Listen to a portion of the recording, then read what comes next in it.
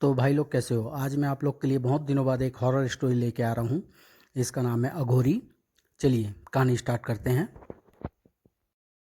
शक्ति जल के समान होती है, निर्मल शुद्ध शांत, किंतु अपने भीतर प्रचंड वेग समेटे हुए। तूने अघोरी समाज की मर्यादा का उल्लंघन किया है निर्धम, इसका दंड तो तुझे चुकाना ही होगा। शक्ति का कोई रूप नहीं होता, कोई आकार नहीं होता। जल के समान ही शक्ति भी जिस सांचे में ढाली जाए उसी के अनुरूप ढल जाती है। तेरी अघोर शक्तियां तो हम तुझसे छीन ही चुके हैं। धड़ाक। इंसान की सोच, उसकी अंतरात्मा ही किसी भी शक्ति को सात्विक या तामसिक बनाती है। जैसा शक्ति का प्रयोग वैसी ही उसकी प्रवृत्ति। परंतु अपने समुदाय व अपने गुरु के विरुद्ध जाने का जो कुकर्म तूने किया है उसका मूल्य तुझे प्राण दंड देकर चुकाना पड़ेगा। जीवन और मृत्यु तो विधाता की संपत्ति है गुरुदेव। यह यदि बाबा काल भैरव ने मेरी मृत्यु इसी प्रकार निर्धारित की है तो मुझे स्वीकार है। हे काल भैरव, मेरे गुरु और बांधवों को इस कृत्य के लिए क्षमा करें।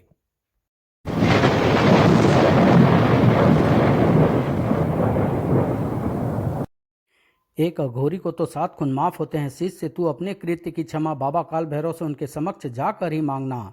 मारो इस अधर्मी को, खत्म कर दो। आह, हे काल भैरव, इन पर दया करो, कृपा करो, क्षमा करो, दया करो, कृपा करो।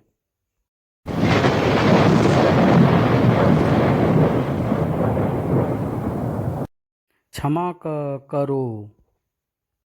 100 वर्ष पश्चात वर्तमान। दया करो, कृपा करो, क्षमा करो।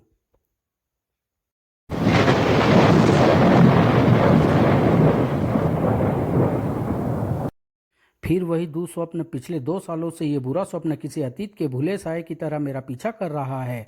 आखिर क्यों हर रात ये स्वप्न अंधेरे के गर्भ में छुपी परछाइयों की भांति मुझे घेर लेता है। 2 वर्ष पूर्व घटी घटना के पश्चात मैंने अपना शहर, अपना नाम, अपनी पहचान सब कुछ छोड़ दिया, परंतु इस स्वप्न ने मेरा पीछा न छोड़ा। अपने अतीत के अज्ञात पन्नों से बचने के लिए मैं इस छोटे से कस्बे में भाग आया ताकि जो कुछ भी मेरा पीछा कर रहा है उससे मैं रह सकूं। परंतु हर गुजरते दिन के साथ ये मुश्किल होता जा रहा है। कौन है? जल्दी दरवाज़ा खोलो अज्ञात बाबू। मेरी बच्ची को बचा लो। अगर तुम साथ नहीं चले तो वो मर जाएगी। कोई दवाई उस पर असर नहीं कर रही। तुम बस एक बार चलकर उसके सर पर हाथ रख दो, वो ठीक हो जाएगी। अज्ञात बाबू, चली जाओ यहाँ से। आप अपनी बच्ची को किसी डॉक्टर के पास ले जाइए। बंद करो ये अंधविश्वास। मैं किसी के सिर पर हाथ रखकर उसे ठीक नहीं कर सकता। मेरी बच्ची मर जाएगी अज्ञात बाबू। मुझे अभागी के जीने का इकलौता सहारा है वो। मैं कोई भगवान नहीं हूँ, किसी को नहीं बचा सकता। 1 माह पहले जब मैं इस गांव में पहुंचा था तब मुझे नहीं पता था कि 2 साल से मेरे पीछे लगा मेरा वो अज्ञात अतीत मेरा पीछा यहाँ भी नहीं छोड़ेगा। मेरे बच्चे को बचा लो, अरे कोई मेरे बच्चे को बचाओ। जाने क्यों अनायास ही पूछ बैठा, क्या हुआ इसे? सांप ने काटा है बाबू। मेरा हाथ उस बच्चे के सिर की ओर बढ़ गया। ऐसा लगा जैसे मेरे भीतर से किसी और ने बोले हो वो 3 शब्द, दया करो, कृपा करो, क्षमा करो। जो हुआ मैंने नहीं किया, ये कैसे हुआ मैं नहीं जानता, क्यों हुआ मैं नहीं जानता। माँ।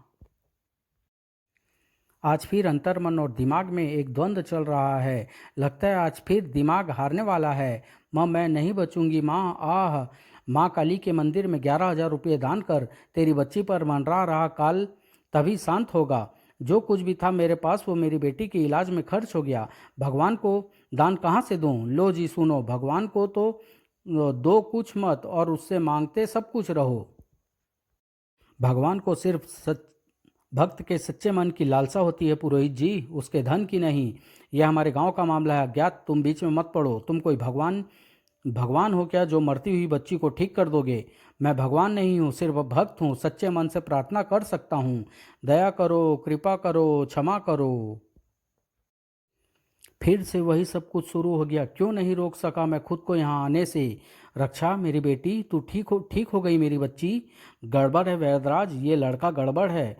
हो न हो इसके पास काली शक्तियां हैं जिससे ये इन गांव वालों को प्रभावित कर अपने वश में करने की कोशिश कर रहा है। शर्म करो तुम दोनों। वर्षों से तुम दोनों गांव वालों को लूटते आए हो। आज जब एक भला इंसान गांव वालों की मदद कर रहा है तो तुम लोग उस पर लांछन लगा रहे हो। चुपचाप यहाँ से निकल लो, इसी में तुम दोनों की भलाई है। भलाई का तो जमाना ही नहीं रहा। चलो यहाँ से वैदराज। कुछ करो इस शहरी छोकरे का पुरोहित जी, वरना अभी तो गांव वालों ने रक्षा की माँ के घर से खदेड़ा है, कल इस गांव से ही खदेड़ देंगे हमें। इस शहरी लौंडे का सच तो पता लगाना ही पड़ेगा। वैदराज, आखिर ये चमत्कार करता कैसे है? यहाँ और रुकना ठीक नहीं है। अब ये तूफान इतना प्रचंड ना होता तो मैं अभी ही गांव छोड़ देता। तेरे भागते कदमों की रफ्तार मेरी नसों में दौड़ते उन्माद से अधिक नहीं है। भाग, कितना भागेगी? तुझे अपने शिकार के रूप में चुन चुका हूं मैं। और ओघड़ का शिकार दुनिया का किसी भी कोने में चले जाए, ओघड़ से बच नहीं सकता। हा हा हा हा। महाकाल ओघड़ पर प्रसन्न है, भोजन का प्रबंध तो हो गया। अब तुझे जिस कार्य के लिए पकड़ा है वो कर लिया जाए। आह, बचाओ। असीमित अघोर शक्तियों के लिए मुझे तेरी शमशान तारा को प्रसन्न करना है। देवी शमशान तारा को प्रसन्न करना है, जिसके लिए मुझे 11 कुंवारी कन्याओं की बलि देनी होगी। तू 8वीं है न? नहीं, अब तेरे बाद सिर्फ 3 और। बचाओ, जय शमशान तारा। अब और नहीं, मुझे यहाँ से दूर जाना ही होगा, कि किसी ऐसी जगह जहाँ कोई इंसान ना हो। आप कहीं जा रहे हैं? तुम तुम यहाँ क्या कर रही हो रक्षा? कल रात आप अचानक ही चले गए, मुझे आपको कुछ देना है। अपना दायां हाथ आगे बढ़ाओ अज्ञात भैया। क्यों? अरे हाथ तो आगे बढ़ाओ, तब तो बताऊंगी। ये क्या है? रक्षाबंधन का धागा। आपने मेरी जान बचाई ना अज्ञात भैया, इसलिए। रिश्ता, मेरे अब तक के जीवन का पहला रिश्ता। अजीब एहसास है, सुखद किंतु भययुक्त भी। रुक जाओ रक्षा, ऐसा मत करो। अब तो मैं आपको राखी बांध चुकी हूँ, अब आपको मेरी हमेशा रक्षा करने का वचन देना होगा। मैं वचन देता हूँ। ओहो, ऐसे नहीं, मेरे सिर पर हाथ रख कर करो। ओह, हाँ हाँ, मैं वचन देता हूँ। यह क्या दिखने लगा मुझे? अरे क्या हुआ अज्ञात भैया, आप ठीक तो हो? कुछ नहीं, मैं ठीक हूँ। अरे आपको तो तेज बुखार है, आप बैठो, मैं माँ से आपके लिए काढ़ा बनवा कर लाती हूँ। हर घटना को कोई मकसद अवश्य होता है। अभी रक्षा के सिर पर हाथ रखकर जो परिदृश्य मैंने देखे हैं, उसे उसने मुझे अपना फैसला बदलने पर मजबूर कर दिया है। मैं अभी यहाँ से नहीं जा सकता। अरे कुछ सुना भैया? कल रात फिर एक बच्ची लापता हो गई। 1 महीने भी 8वीं बच्ची लापता हुई है आसपास के गाँव से। मुझे तो मामला टोने टोटके का लगता है, या फिर कोई पागल सन की हत्यारा। हमें सावधान रहना चाहिए, मुसीबत हमारे गांव पर भी आ सकती है। जल्दी चल दीपू, अंधेरा गिरने से पहले हमें गांव वापस पहुंचना है, और लगता है तूफान भी आने वाला है। तूफान तो शुरू भी हो गया दीदी। मेरा हाथ पकड़ पकड़ दीपू। दीपू, दीपू, कहाँ है तू? दीपू रुक जा, मैं यहाँ हूँ, तेरे लिए ही रुका हुआ हूँ। देवी शमशान तारा ने भेजा है मुझे तुझे अपने साथ लाने के लिए। मेरी दीदी को कोई बचाओ। क्या हुआ तुम्हारी दीदी को? उनको एक शैतान अघोरी पकड़ के ले गया। अघोरी? हे भगवान, सारे गांव को एकत्र करो।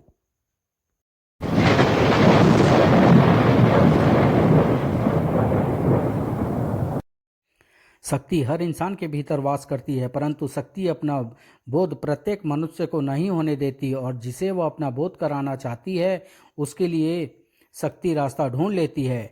जैसे अविरल जलधारा आगे बढ़ने के लिए राह ढूंढ लेती है। हा हा हा, आ गया तू, आखिरकार तुझे आना ही पड़ा। कौन हो तुम? प्रश्न ये नहीं है कि मैं कौन हूँ, प्रश्न ये है कि क्या तुझे पता है कि तू कौन है? तेरे विचार पढ़ सकता हूँ मैं, प्रेत हूँ ना। कब तक खुद से अज्ञात बना रहेगा तू? तुम सिर्फ मेरे दिमाग की कल्पना हो। क्या मेरे जलते शरीर से उठती गंध भी तेरे दिमाग की कल्पना है? क्या इस शमशान में फैली राख तुझे अपनी ओर आकर्षित नहीं कर रही? खुद को रोकने की चेष्टा करना बंद कर मूर्ख। उठा ये शमशान की राख और लगा ले इसे अपने ललाट से। तेरे शरीर का तो यही श्रृंगार है। बोल अलख निरंजन, अलख निरंजन। शक्ति की अनुभूति सदैव सुखद नहीं होती। कभी कभी शक्ति की अनुभूति से अधिक पीड़ादायक दुनिया में दूसरा कुछ नहीं होता, क्योंकि शक्ति की ये पीड़ा इंसान का शरीर नहीं, उसकी आत्मा वहन करती है। हा हा हा। देखा, शमशान की राख ने तेरे वो ज्ञान चक्षु खोल दिए हैं जिन्हें तू अब तक मीचे हुए था। अलख निरंजन। ज्ञान चक्षु तो खुल गए, अब क्षुधा चक्षु भी खोल। तू तभी तू अपने संपूर्ण अस्तित्व का निर्बोध्य आलिंगन कर सकेगा। बढ़ मेरी और मेरे मृत शरीर का सेवन कर। न, नहीं, मैं ऐसा नहीं कर सकता। अपनी लपलपाती क्षुधा पर व्यर्थ काबू करने की असफल चेष्टा न कर। देख देख, तेरे कदम तो स्वयं ही मेरी ओर बढ़ रहे हैं। हा हा हा। ले पकड़ मेरा हाथ, प्रतीक्षा किस बात की करता है? यही तो तेरा असली भोजन है। रुक जा नीच अघोरी।